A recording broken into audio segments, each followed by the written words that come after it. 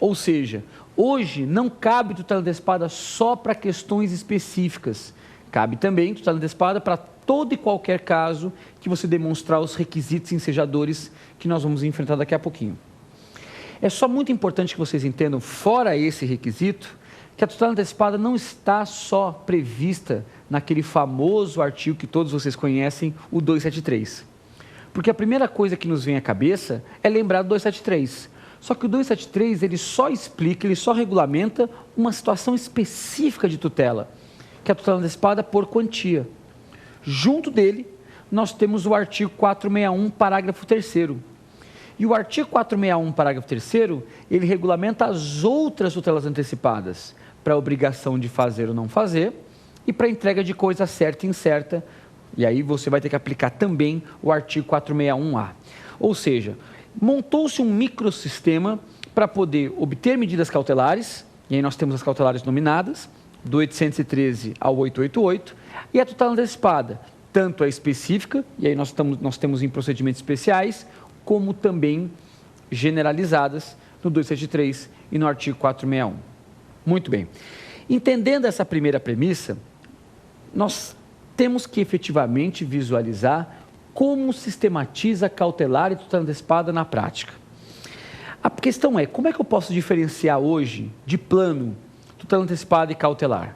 É comum vocês encontrarem em livros de doutrina aquela famosa diferenciação que tutela antecipada é a antecipação do próprio direito, a cautelar seria, na verdade, assegurar o direito da parte para um outro processo. Há outros autores que preferem diferenciar tutela antecipada pela tutela cautelar no campo da cognição. Ou seja, tutela antecipada seria, em outras palavras, um valor mais importante do que a cautelar. Ou seja, no campo da cognição, eu precisaria demonstrar mais para a tutela antecipada do que para a cautelar. Ou seja, na tutela antecipada, na cautelar, desculpem, nos contentamos com o fumus boniuris, com a fumaça do bom direito. A tutela antecipada exigiria o que eles chamam de verossimilhança, que é mais do que o fumus boniuris.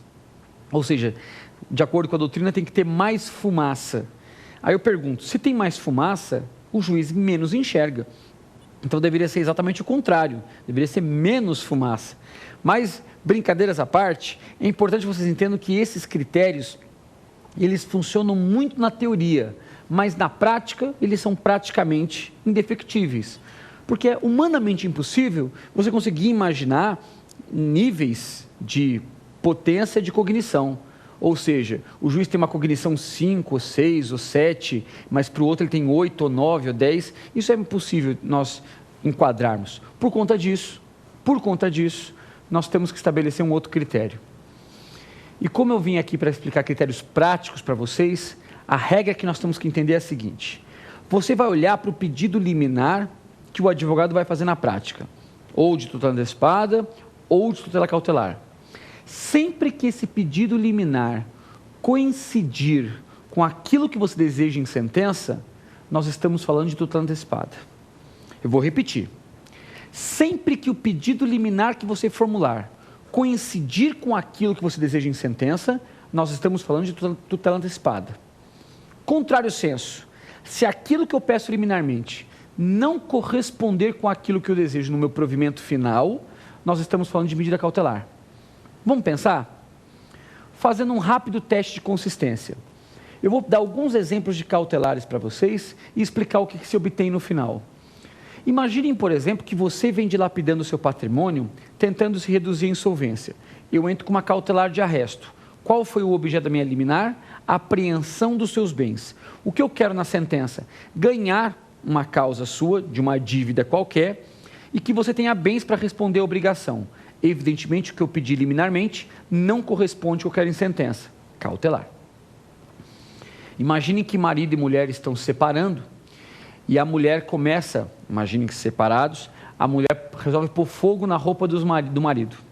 O marido vai entrar com uma cautelar de sequestro para impedir que a piromaníaca queime todos os ternos, todas as roupas do marido. Então, nesse caso, ele vai fazer o quê? Uma cautelar de sequestro, ele vai apreender as roupas. Qual que é o pedido do provimento final? É uma separação litigiosa com partilha. Basta pensar um último exemplo. Imagine que uma testemunha esteja morrendo e ela é fundamental a demonstrar o direito da parte. Só que o juiz designou a audiência para daqui a 1 ano. O que eu peço liminarmente? A testemunha sendo ouvida. O que eu quero no final? Ganhar a causa. O juiz demonstrar que o direito, o bem da vida me pertença. E a testemunha vai ser o quê? Só um meio de prova. Inegavelmente, nesses 3 casos, o provimento liminar não coincide com a sentença. Agora, vão ocorrer situações em que a liminar coincide com a sentença.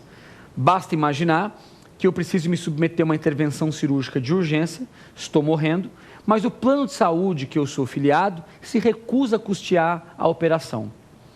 Então eu vou ingressar com uma ação de obrigação de fazer no judiciário. Eu não posso aguardar 2 anos para ser operado.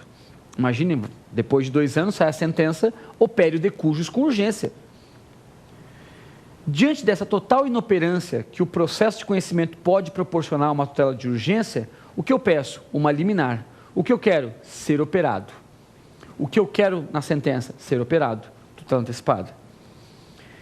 Se eu peço liminarmente para tirar meu nome do Serasa, é porque lá na frente, em sentença final, eu desejo retirar meu nome do Serasa. Essa, sistematicamente, é a diferenciação entre tutela antecipada e tutela cautelar. Vamos começar, então, a falar agora dos requisitos necessários para a concessão da tutela. Na verdade, são 6 requisitos, 3 obrigatórios e 3 que eles chamam de facultativos ou alternativos, ou ainda, alguns autores na doutrina chamam de modalidades. Repetindo, nós temos 3 requisitos obrigatórios e 3 requisitos que são chamados de alternativos, facultativos ou modalidades. Os 3 obrigatórios. Na verdade, para a gente trabalhar com os 3, eu queria trabalhar com os 2 primeiros de uma vez só. A lei diz assim: conceder-se-á a tutela antecipada se o autor demonstrar a prova inequívoca e o juiz se convença da verossimilhança. Numa primeira leitura sobre essa regra, e talvez você com o Código de Processo Civil na mão, vai interpretar que são 2 institutos antagônicos. Porque prova inequívoca é a prova que não admite equívoco, é a prova unívoca, é aquela prova que representa aquilo que ela atesta. Em contrapartida, verossimilhança é algo provável, não certo, provável. Como é que uma prova pode ser ao mesmo tempo inequívoca e provável?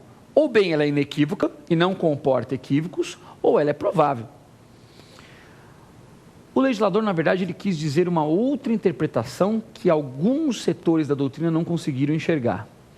A prova inequívoca é a prova em si considerada, ou seja, você olhar para a prova e verificar que aquela prova é aquilo que ela atesta.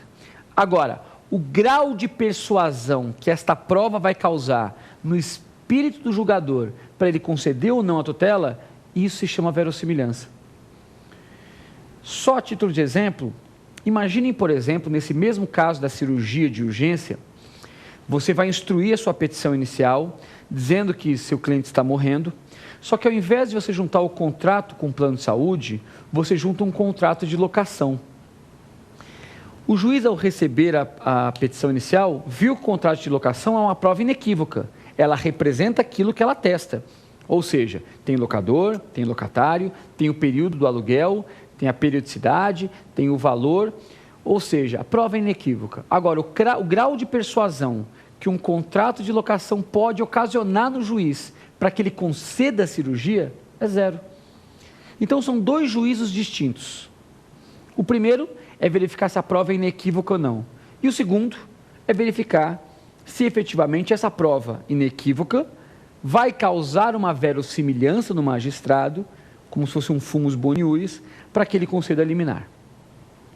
Feitas essas 2 considerações sobre esses 2 itens, em princípio obrigatórios, nós temos um terceiro item obrigatório um pouco esquecido. O artigo 273, parágrafo 2º, fala que não se considerará a tutela antecipada se, evidentemente, a decisão for irreversível. O legislador está certo. Se um juiz, ao conceder uma tutela antecipada, constatar que aquela decisão ele não pode voltar atrás, o juiz está mutatis mutandis, concedendo uma decisão de mérito definitiva sem o exercício do contraditório.